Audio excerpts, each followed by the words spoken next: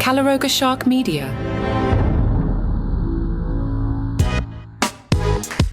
Hello, I'm Johnny Mac with your daily comedy news. Michael Che and Colin Jost apparently have a good relationship, but it seems there was one joke Michael Che didn't like. He told this story to Dana Carvey and David Spade. They were curious if there was any punchline that he didn't like. Che said, "I think jalapeno business." I was pretty furious about that one. Joe said, "You were just upset that it worked so well." The joke in question related to a 2015 Ohio criminal case, which saw a woman charged with stabbing her boyfriend because he ate a tub of salsa they were meant to share. Che said, "I remember in run-through when you did it because I'd never heard it before. I don't remember what the setup was, but the punchline was jalapeno business, a play on words on the saying all up in your business." On the final airing, Jost recapped the crime and concluded by saying, "You'd be angry too if your boyfriend was jalapeno business." And Che said, "I was like, if you tell that joke on the air, I'm leaving. I'm quitting the show." And he did it on air, and it destroyed. I was so frustrated. I was like, I don't even know what we do anymore. On the original airing, Che shared, "First of all, I hate you for laughing at that. My joke got pulled after dress rehearsal because they said it was too offensive and way over the line, man." The PR people over at CNN, they definitely worked hard at getting word out about have I got news for you. I've got a couple stories today, and I'll do some more tomorrow since the show airs on Saturday until it gets canceled because you scheduled it on Saturday night. I don't know if anybody's going to watch it. Michael Ian Black told Inside Hook, "I'm so plugged in, like annoyingly so. I know so much about the news, mostly as a function of being unemployed. I live on Twitter, discuss even me." Black appeared in a pilot for an NBC version of the show years ago that never took off. When CNN came calling, he was like, "Why is CNN doing this? This doesn't make any sense to me." So I asked that question to CNN. I'm like, "This doesn't make any sense." And they said they'd been airing Bill Maher's show on Saturday nights in reruns and had been performing real well for them, and they saw an opportunity there, and they were looking for something to pair with it to expand their weekend programming from just Sunday originals to Saturday originals, so this seemed like a good fit. So when it was explained to me, I was like, "Oh, you're smarter than I thought you were." They've been really respectful of Roy, Amber, and I in terms of letting us do what we want, never saying, "Well, in the British version they do this or they do that." I think they're very cognizant of the fact that this has to stand on its own two legs with an American cast doing it the way we would do it. So I'm sure the architecture of it, the way the show is constructed, and the design and the games that are all within it, that's all lifted from the British one. But in terms of how we execute it here, they haven't given us any notes other than go as far as you want to go, which is the best possible note to receive. He said the crew instantly connected while filming a test episode, even though they didn't know each other. Black says, "I felt so familiar and so comfortable, and they were so funny. It felt to me like we'd been doing it for years. I was shocked. It really was. I think all of us have enough experience in the format, sitting on a stage, there's an audience, there's 4 or 5 cameras, and you're just like shooting the stuff. I think it felt natural for all of us and a very easy place to fall into. The X Factor is always like, well, what's the chemistry going to be like? So far, so good. I mean, they were making fun of me, I was making fun of them, they were making fun of each other. That's all you want, that's all I want. If there's some tragedy or something, or I should say when there's some tragedy or something, it's entirely possible we'll be preempted that week, depending on the nature of whatever's happening, and I'd be fine with that. I'm not trying to get up on September 13th to joke about September 11th, you know what I mean?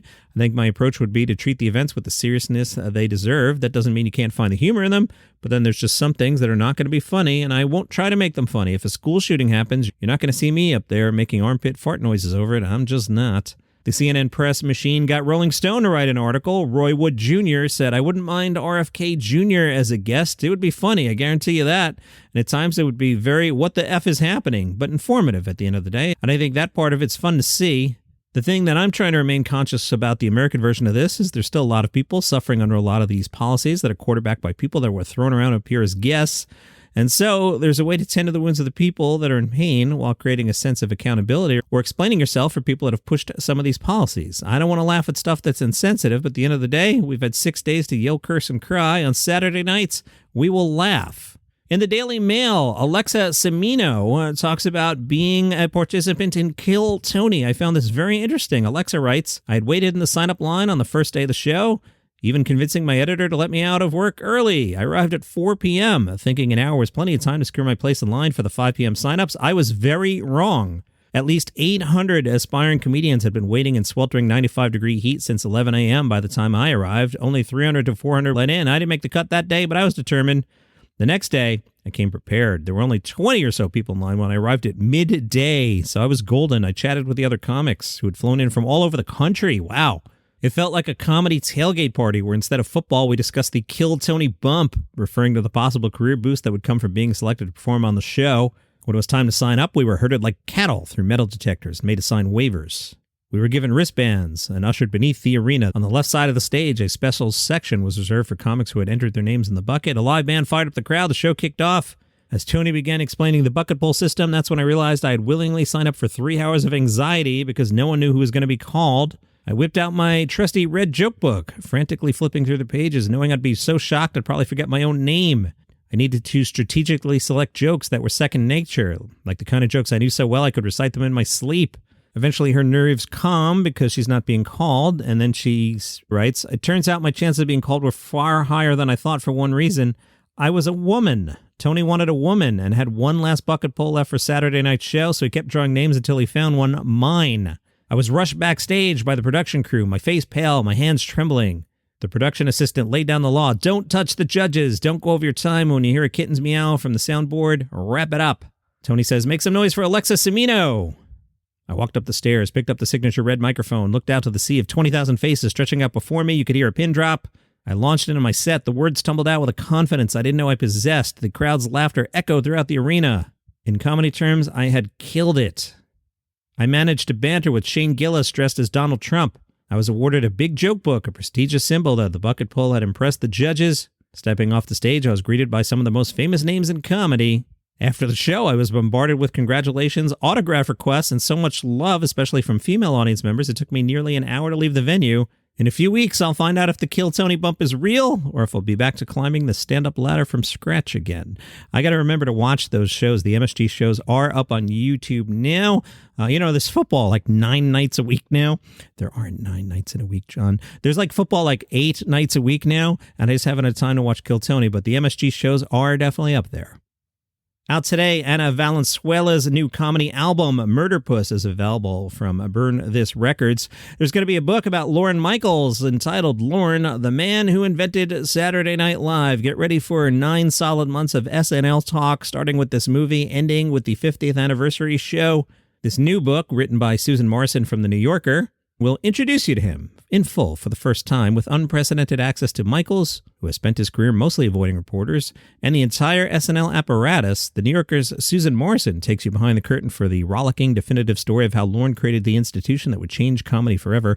Sidebar, Mark Maron had Lorne on at one point, I think 2 episodes worth, maybe only 1. That was a great listen. I know Maron put stuff behind the paywall after a while. I don't know if that's still available, but that was really good if you can still get it. Other people interviewed in the book: Paul Simon, Paul McCartney, Steve Martin, Chris Rock, Amy Poehler, Jason Sudeikis, Bill Hader, Buck Henry, Chevy Chase, and more. The book will be out in February.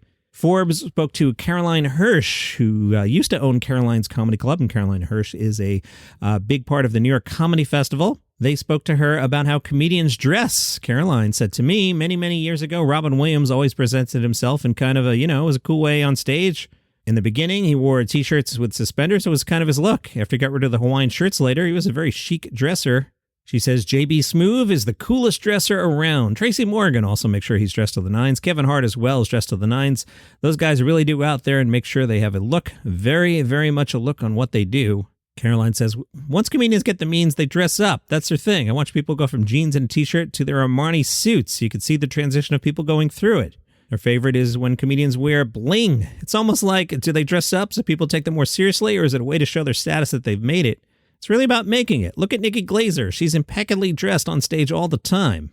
As for the now closed Caroline's Comedy Club, she says, it lives on through the festival. That's what we've been doing. And look, when the news went out that we were closing the club, I had so many offers from different real estate people around New York saying, oh, come work with us, open another club.